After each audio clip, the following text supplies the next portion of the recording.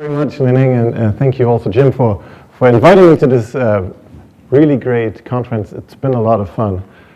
And thank you all for staying until this very last talk. So I'll be talking about flexible material and mechanism design, and I'll start off by explaining what I mean by that. So typically when we make machines, we want things to be rigid, right? Of course, we're interested in mechanical motion, so we want the mechanical components to translate and rotate, but we don't want them to deform. So there are many applications that require such extreme stiffness, but it's kind of interesting to see that if we're looking at nature, that rigidity is actually something that is foreign to the living world, right? Actually, flexibility or compliance is essential for the robustness and efficiency of animals, plants, and of course humans. For example, like elastic tendons, ligaments, and muscles that allow the kangaroo to bound with great agility. And this Venus flytrap here actually captures its prey very rapidly thanks to organic bistable mechanisms. So many of these compliance strategies that we see in nature have been leveraged successfully for many different applications in design and engineering. For example, in architecture, we see elastic membranes, beams, and cables that combine into lightweight structures with great efficiency and also very pleasing aesthetics. These here are two rather famous examples from Frei Otto, the Munich Olympiastadion and the Mannheim Multihalle. Another area of application is robotics, where compliance enables biomimetic robots that have great capabilities. I'm not going to go into any detail here, but just to say that each of these custom designed and very laboriously designed examples are proof of concepts that flexibility, when done right, can be a strategic advantage that facilitates locomotion and greatly increases resilience to damage and ultimately failure. Now, this sounds great, so why are we not using compliance everywhere? Well, one reason for it is that when we're designing for flexibility, things get a lot more difficult than when we're relying on rigidity. So why is that? Well, first of all, we have to plan for large deformations. Whenever we get large deformations, we're probably looking at nonlinear mechanics, nonlinear material behavior, and all of these things add up to something that makes it just a lot more difficult to predict the equilibrium state of the systems or the equilibrium behavior. And unfortunately, while we have like simulation software and CAD software that can help us to test out some ideas, the real hard problems about designing for flexibility are still left to the designers. So it's like up to us to find the ingenious solutions. The software doesn't really help us. So for the last 8 years or so, this lack of design software was like a major motivation for my research, which sits somewhere at the intersection of computer graphics, digital manufacturing, and perhaps like computational mechanics. So the things that I'm interested and excited about are like how to facilitate the design of mechanical systems with some complex behaviors, such as like mechanisms, robots, and also like structures that exhibit larger deformations, nonlinear membrane and thin shell structures, and nonlinear elastic metamaterials. So I'm going to talk about like 3 examples here today. Most of the things that you see here were actually done while I was still at Disney research. And maybe some of you know that Disney is not only famous for Mickey Mouse, but also for making like great robots, like which they call animatronic figures, and in particular robotic heads. So this here is one of the most recent additions to like Avatar Land and Walt Disney World. And what I think is really exciting about this robot is it's a Tesla one. It doesn't have any locomotion skills, but the range of expressions in this robotic face, the nuances, and ultimately the believability of this performance are like unmatched compared to the competition.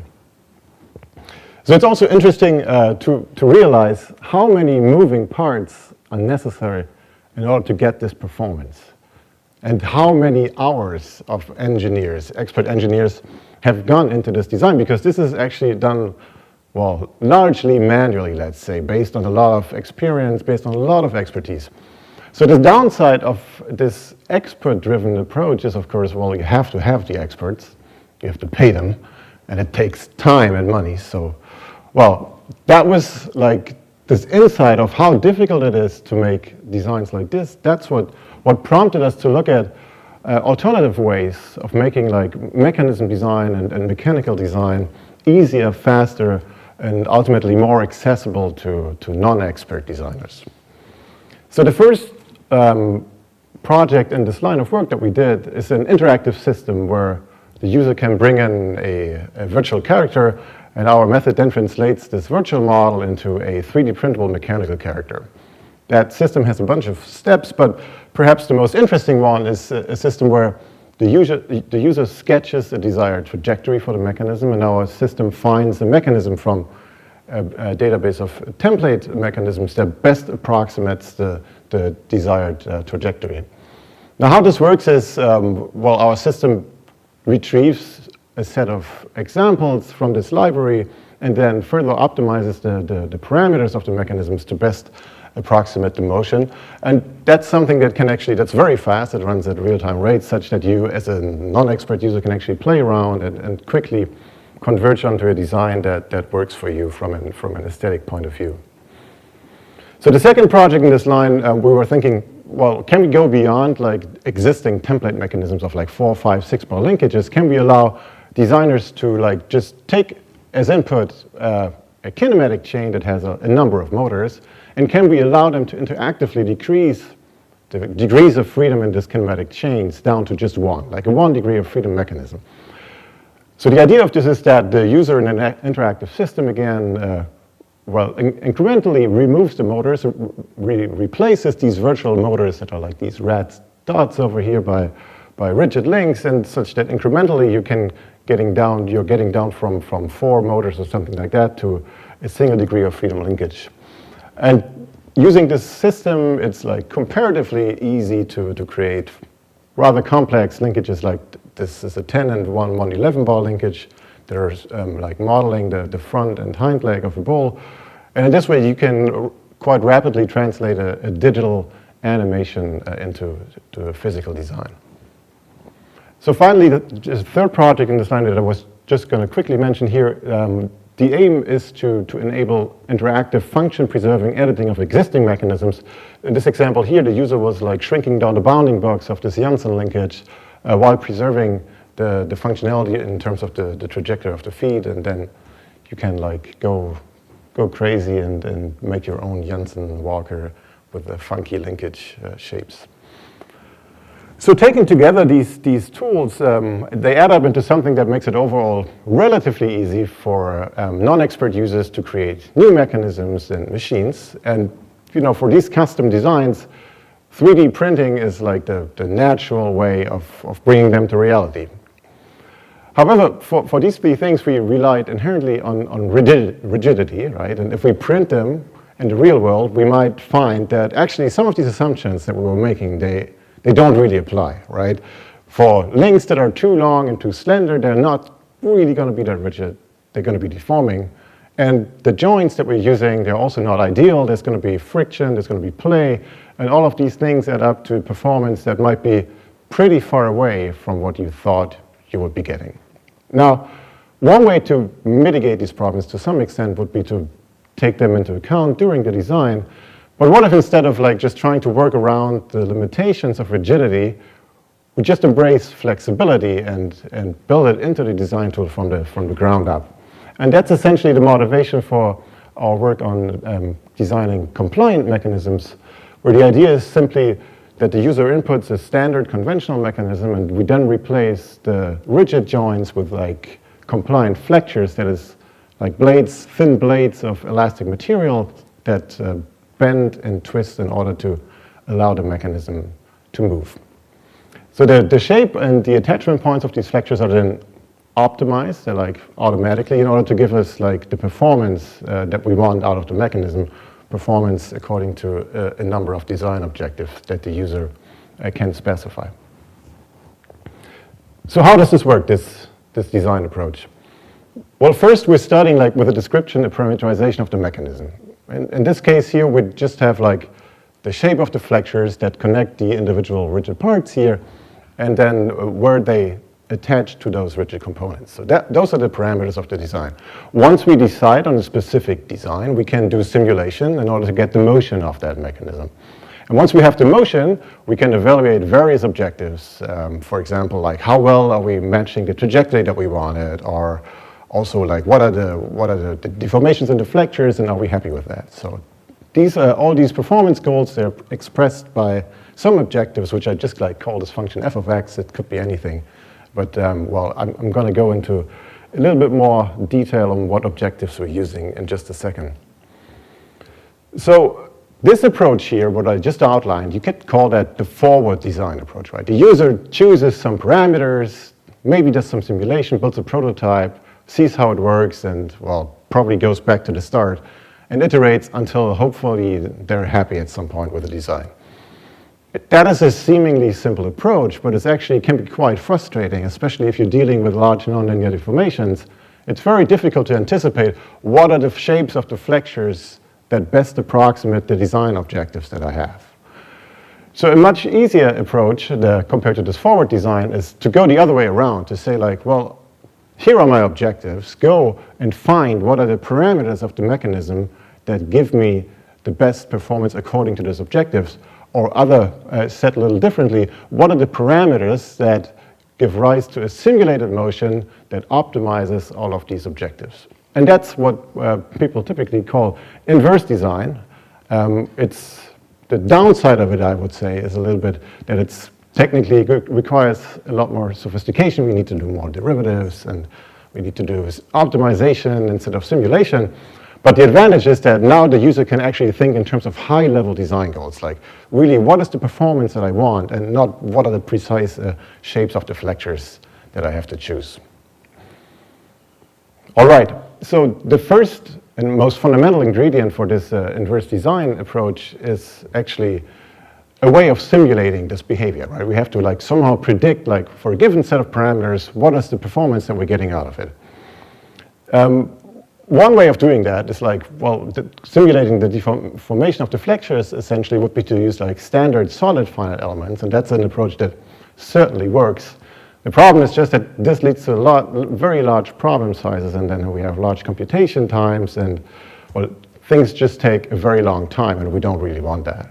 So instead of doing that, we take an approach that directly models the nonlinearity and the slenderness of these flexures, and model them as discrete elastic rods, that is like piecewise linear curves that are augmented with an orientation field along the curve, allowing them to bend and twist. And that way we get away with a lot fewer degrees of freedom and still get pretty good accuracy. I'm going to show you some more details about that, but I think this is a good time to just underline that that's a method that's actually been developed within graphics by Bargu and Eitan Grinspan's lab. And it's something that has actually propagated beyond graphics, and it's used now a lot in physics and computational mechanics, so that's quite nice. All right, so with this simulation model in hand, what are the design objectives that we need in order to make a useful design tool? Well, the first one is probably that we want the mechanism to match a desired trajectory of some end effector. And that's something that is quite easy to formulate mathematically. And when we have that trajectory objective, we can optimize the flexures with respect to that objective, and that gives us a pretty good motion approximation in this case here when we do that. One problem that we have, however, in this case, is that while the optimization moves flexures around, we might run into intersections between the components. And quite obviously, when we would print that mechanism with intersections, that won't really work out so well in practice. So we're making an additional design objective that asks for no intersections at all, strong penalization. And when we're using these two objectives together, then we get this performance here, which is still matching the trajectory quite well, but without any collisions. Now, these two things together give us a mechanism that is able to move without problems and tracks the motion very well, but in reality, we will find that, well, that's not enough to actually get a functioning mechanism, because the deformations in the flexures might be so high that they induce stresses beyond the yield threshold or the fractures threshold of the material, and then the mechanism is just going to break. So in order to prevent this as well, we're making another objective that penalizes the peak stresses across the entire motion cycle. And when we optimize for that again, we see that some of the flexures actually changed quite a bit. They got longer here, but now we can do the trajectory that we wanted. Maybe a little bit less accurately, but now the mechanism doesn't break anymore. And finally, the last objective that I wanted to mention here is like, unlike a conventional mechanism, we actually have to perform a finite amount of work to actuate this mechanism because we have to overcome the force and the flexures. And if we want to reduce the requirements on the motors as much as possible, then, well, we probably want to minimize like the peak torque for any given instant in time. And when we do that, you see that the performance at the bottom, the peak torques have been reduced by quite a bit. Now, that is probably a good time to say, like, this is not a free lunch, right? You can't have everything at the same time. In general, these different objectives, they will fight each other. So the designer has to make a call on like which objective is more important. They have to assign in weights that dictate the relative importance of these objectives. But this is something that, well, it's a high level thing, right? It's like still very, very different than coming up with the flexure parameters that would give you this performance. So all right, when you put all these things together, then you end up with a design tool that allows you to rather quickly and easily come up with a compliant mechanism such as this one here. That's a miniature or a small-scale animatronic figure with like 2 compliant spatial mechanisms for the wings.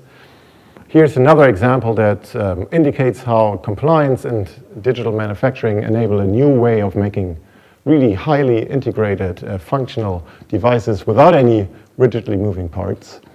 So that's a miniature mechanism for an eye.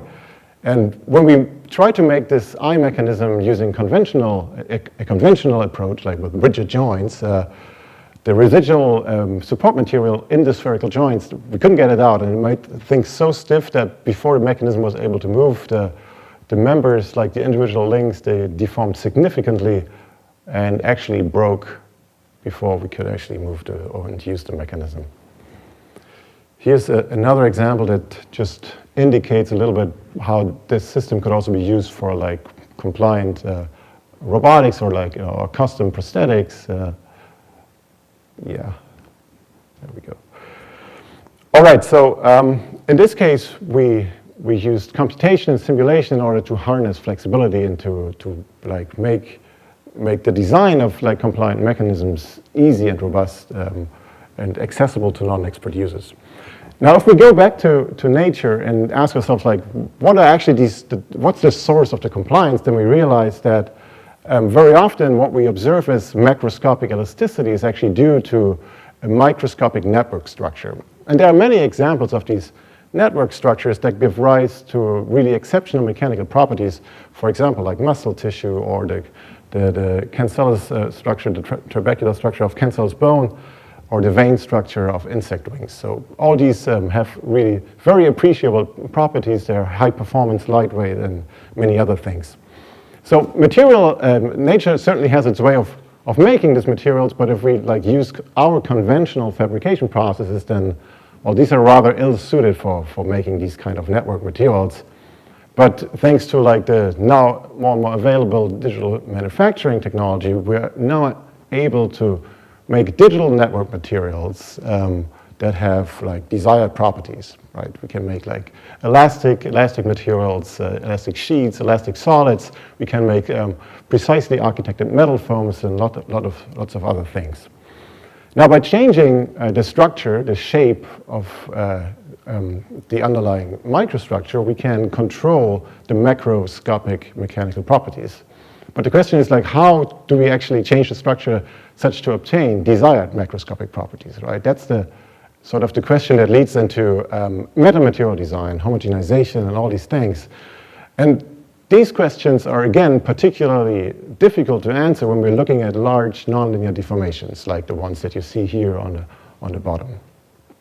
So that the application that originally triggered our interest in this direction was 3D printed fashion, actually. This is an example from a fashion designer, Danit Pelek, who was looking at these 3D printed patterns that have like both very important aesthetic properties, and at the same time, they can have very, very different mechanical properties. So the question that we were asking was like, how can we understand the relation between patterns, like the aesthetics, and the mechanics that they induce? And in order to start studying these questions, we looked at the specific space of structures, so-called isohedral tilings. Now, isohedral tilings are like repetitions of polygonal shapes that are translated and rotated to fill the plane without gaps and overlaps. And what you see here are just like 6 of the, I think it's like 93 families of these structures. And what you can already see, I suppose, is that these 6 families span a pretty large visual range. Like in terms of aesthetics, the patterns that we get here are already very diverse, which is good for fashion applications, of course. And what turns out is that when we actually print these structures on a standard 3D printer, then we see that not only are these patterns like aesthetically diverse, but they also have very diverse mechanical properties that are characterized by strong nonlinearity and very high highly anisotropic behavior. So how can we understand the space of these structures? How can we not only understand, but also communicate this material behavior in a way that's like easy to understand by maybe creative people that are not necessarily experts in engineering? So that was the goal of this project that I want to quickly talk about now. Our approach is essentially, you could call it a data-driven nonlinear homogenization approach, where we, first of all, for a given structure that we pick, we start by doing lots of native scale simulations that correspond to virtual tensile tests for different directions and different magnitudes. We then take all these simulation data and condense it into a data-driven homogenization model that's, in our case, based on Kirchhoff loft plates. And we do that for a large number of samples and collect all the data that we get from that in a way that allows like forward exploration of the material space, but also inverse material design at the same time. Okay, so in order to do this approach here, one thing that we need at the center is, of course, again, a simulation model. And in order to come up with a model, we first have to know what are actually the salient mechanical properties, what are the governing mechanics that we have to get right here. So one thing that's actually quite interesting to notice about these structures is that where they get their nonlinearity from. Initially, when we impose a deformation in a given direction, the structure responds to an imposed displacement just by rotating the edges, right? And this rotation is actually something, it's a little bit similar to a compliant mechanism. It doesn't cost us a lot, it's just bending deformation. But at some point, when we increase the deformation magnitude, well, that was not the right animation, but when we increase the deformation magnitude, then more and more edges will align with the direction of imposed deformation such that they eventually have to stretch. And when they stretch, then the stiffness is suddenly a lot higher than just for bending deformations. And that essentially explains the nonlinearity of the material, the transition between bending and stretching dominated regimes. And because the transition can be different depending on the direction, that then explains the anisotropy of the material. So what's a good simulation model for us to capture these effects in an efficient and yet accurate enough way? We certainly have to get like the nonlinearities right. We need to be able to model like buckling out of plane. That's very important. We need to be able to model like large bending and stretching deformations. And we again don't want to do that like with like the standard like sledgehammer solid finite element solution. We want to use again this reduced model based on discrete elastic rods that we extended in this case to work for network materials. And what you can see here, a little bit an indication, that's like a simulation, and well, visually it's sort of close to what you see in the picture, but I guess the data here speaks a little bit more for like the accuracy that we get out of it. Well, when a blue dot is close to a red dot, that's a good sign. So overall, we're getting pretty good accuracy out of this. And to make sure that this is not just a lucky coincidence, we started to like investigate this model a little bit more, compared it to ground truth finite element solutions, and it turns out that actually for some specific connection geometries, we're actually converging to the same displacement solution as like quadratic finite elements, and we can get very good accuracy at a fraction of the use of freedom than what we would need for finite elements. All right, so with this simulation again, how do we go about characterizing the material? Well, first of all, we need to cut out a swatch of that material. We have to isolate a representative cell. Once we've done that, we can probe that representative cell with a number of deformations that correspond to stretching in different directions. We do the same for bending, and that way, from these simulations, we get a lot of data that we then condense into this macromechanical model. That's a Kirchhoff-Loff plate. It has different components for stretching and bending, which are described by these material tensors C and B. And when we have these tensors, well, we don't just want to show them to the user, to the fashion designer. That wouldn't make a lot of sense. So we convert them into like these polar plots that quite concisely explain like what is the directional stiffness, what is the directional Poisson ratio, and what is the directional bending stiffness. We do that for different deformation magnitudes in order to get an idea of like how does the material change with increasing deformation, what's the nonlinearity that we get. And when we combine these things into the same plot for different materials, we actually get a pretty concise description of the material behavior.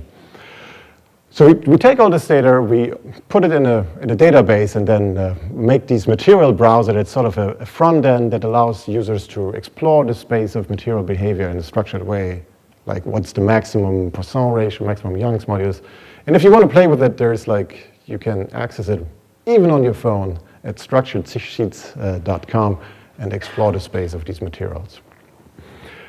Besides this forward exploration of the space, users can also do inverse design, where essentially they just have to come in and sketch a curve, like what is the behavior that we want of a given material. Our system finds like maybe the three most structures that are most close to this desired behavior, and then optimizes the structural parameters such as to best approximate the user prescribed target behavior. Well, you can see here that we're not exactly matching the target for these two cases here, but it's a pretty close match. And what's maybe more interesting is that if the designer has very concrete ideas about the mechanical performance, this gives them a choice of aesthetics that they can like choose from depending on the application. So it really enables this like joint exploration of like performance and aesthetics. So with this work, we were looking at this very particular space of isohedral tilings, which are arguably aesthetically pleasing, but our method could in principle be combined with any other material space that affords a continuous parameterization. However, just the fact that we have material, that we have structural parameters that we can scrub and continuously select different structure, that doesn't mean that we can change these parameters spatially to create, for example, spatially graded heterogeneous structures. That's actually something that's really difficult to do. That's a challenge not only in 2D but also for 3D materials. So that was the goal of this most recent work that we did in this context. That's going to be presented at SIGGRAPH this year, where we were actually trying to find a representation that would allow us to do just that, would allow us to create spatially graded heterogeneous structures in a simple and efficient way. Now, the approach that we're taking here is quite different from what I talked about before, where for the polygonal tilings, essentially you're figuring out here's a polygonal base shape and here's an algorithm for tiling. What we're doing here is we have a set of sites, and we're constructing the structure as the Voronoi diagram over these sites, but with rather exotic metrics. So how this works is that we take a regular grid, these dots here are just the nodes of that grid, and then we create a Voronoi diagram on top of this grid. If we use the standard flavor of Voronoi diagrams, then we would be using the standard L2 distance that tells us essentially like the Voronoi cell of a given site. Well, that's just the set of all the points that are closer to this site than to all other sites, right? That defines these typically honeycomb lattice structures that we all know. However, we're not actually forced to use this typical L2 disk-shaped isotropic metric. We can change the metric to other, perhaps really funky shapes that you see here. And then when we compute the Voronoi diagram based on these metrics here, we're getting very different cell shapes out of it. And not only are these interesting, visually speaking, I would say. They also give us pretty interesting mechanical properties that you can see here. Young's modulus, and these are all like relative values. It's not really a Young's modulus of 10 to the minus 5. It's just compared to a solid material, it's like almost 5 orders of magnitude softer. And you can also get very, very different Poisson ratios using this approach. Speaking of Poisson ratio, probably the most interesting, what we see a lot like in publications in material science are like negative Poisson ratio materials, like oxidic materials. And this plot here shows that our method actually captures a pretty interesting range of like strongly oxidic materials, like with values going up to -4. Actually, one of the structures that we can create using this method is this well-known reentrant shape that at least material scientists are very familiar with. But really, the big interesting part of this approach is that we can now go and interpolate between different metrics. We take any two pairs of metrics and we interpolate linearly between the metrics, and then we're asking the questions, what does that imply for the structure? What does it imply for the material properties? So that's what you see here. There's one metric on the left, one on the far right, and then we interpolate just the metrics in between and reconstruct the structure, the pattern, and measure the material properties that you get on the bottom. So what you can see is the structure is rather well behaved. It looks sort of beautiful. The material, the mechanical properties are also not so bad, but they're clearly not monotonic, right? You clearly don't get a simple linear interpolation or something like that between the two structures on the left and on the right. Well, it also doesn't need to always work out so well. Well, that's what's shown in this example here, where between 65 and 66% interpolation left and right, we're suddenly getting an abrupt change in network topology that induces a jump in the mechanical properties. So I'm not saying that this is a limitation of the method. It's just like if you're doing simple interpolation in the space and you're hoping to get simple mechanical interpolation, well, that's not going to happen. So that's something that would be interesting to look at in the future. Like how do you get like reasonably well-behaved interpolation of mechanical properties? And then, well, another, of course, application for this interpolation is that we can now create spatially varying continuous tilings. So here's just like a very short clip that illustrates some of these tilings that we made. Here's like an oxidic structure, negative Poisson ratio. Here is a heterogeneous structure that in the middle has a lower stiffness in this horizontal direction. And then here's another one that wants to bend out of plane because of the strongly oxidic behavior. How am I doing in terms of time? Bad. Oh, I guess that's a good sign. Well, I guess I'm going to rush through this, like, and trying to. We're doing well? I'm doing okay. Oh, good. All right, so these two examples of, like, compliant mechanisms and metamaterials, they sort of show how we can use, like, the geometry and the structure of the material in order to exploit flexibility, to control flexibility and to use that flexibility to our advantage. Now, if we go a step further and we adding something else into the picture, for example, pretangent, then we can also make structures that have the ability to transform built into the design. So that's something that some people here, at least, are very well familiar with. Some like to call that 4D printing. And one particular implementation of this 4D printing for self-deploying surfaces would be this approach here, where we're essentially just printing plastic tracks with a standard printer on a pre-stretched fabric. This is some like rather boring spandex material. And then if you cut out the model around the plastic tracks, then what you see is, well, if you make the network just right, then it deforms into a desired shape.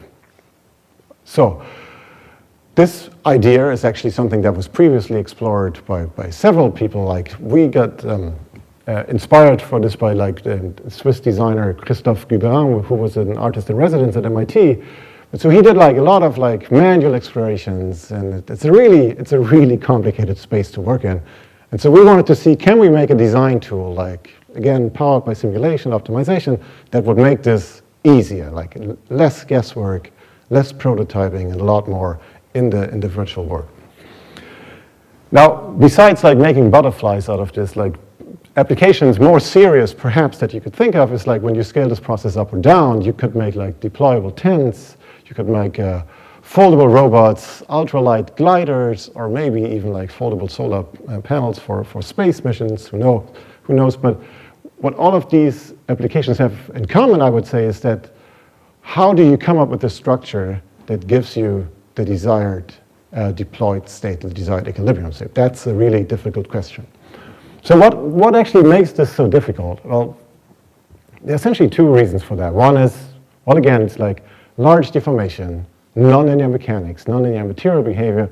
Humans are not very good at getting an intuition for that, right? But in this case, what's probably more important is that the design space for these things is actually very restricted. And to understand that, we can look at an analogy when we say like, well, this spandex sort of acts as a soap film that tries to minimize its area. Then we can use this analogy mathematically to say, well, then it's going to be something like a minimal surface. A minimal surface has zero mean curvature throughout, and that can only happen when the surface is either locally flat, which is pretty boring, or when it's saddle-shaped. It can't be convex, and it can't be concave. So the principal curvatures have to have opposite sign.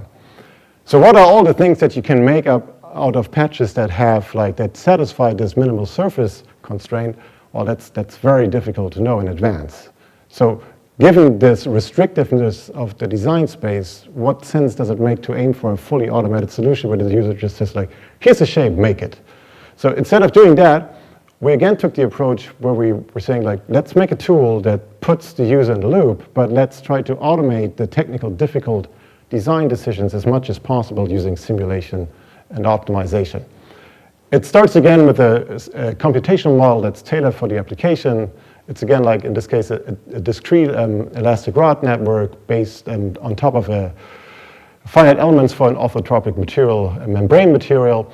What's a little bit interesting to mention here maybe is that all of the design is parameterized just through the rod network. So when we move a point around here, the finite element mesh automatically adapts. And these things, along with a few other details that I'm not going to mention here, make it possible to actually do these simulations very rapidly, faster than real time, which then enables us to do design tools that have simulation in the loop without any noticeable lag. So one of these design operations is a simple forward design, right? The user just changes the topology here, adds a part here, then changes the shape, and observes on the right-hand side what's the corresponding equilibrium shape, the deployed state that I'm getting out of a given design operation. So that way you can explore a few things, but it's the same thing again. If you wanted to get to something specifically, it's very difficult to know what are the operations and parameter space that you need to do in order to get to where you want to be. So we for this reason, developed this inverse design tool where the user can just directly edit the equilibrium shape and select some points. We have some sort of a soft selection tool, and then they can displace and deform these selected regions. It feels like a forward modeling tool, but actually what's going on under the hood is that our method automatically computes the design parameters that make this change happen that the user wants to do, if it is possible at all. And it's not always possible, that has to be said there also. And for some situations, it can actually be very difficult to understand, to even know what are the things that we can actually do for a given design. So, and that's why we made this third component here, where around a given design, we analyze the structure of the design space, and we're showing the user what are the direction and parameter space that lead to the most significant change in equilibrium space? What are the changes in parameters that change the deployed state the most? So we illustrate the first principal mode, then we compute the second principal mode that's orthogonal to the first one, and that way the user can get an idea rather quickly of what are changes that I can easily do, and how can I combine them together in order to get closer to where I want to be. It's still nothing like an automatic tool, but with a little bit of patience and getting used to that interface, it actually becomes possible to make things like this that would be, for non-expert users, pretty much very, very difficult to do without a tool. So this is one example, the running example that I've been showing a lot. On the left-hand side, that's the simulated result, predicted by simulation, and then this is the result that we get out of from printing this design. they're pretty close, I would say, even though we measured material parameters, of course, but we didn't really calibrate things too carefully. So in general, this is a rather well-behaved design problem in the sense that, there's not a lot of sensitivity in the precise parameters, but again, it's difficult to come up with the exact shapes of the curves to get to this place without a tool.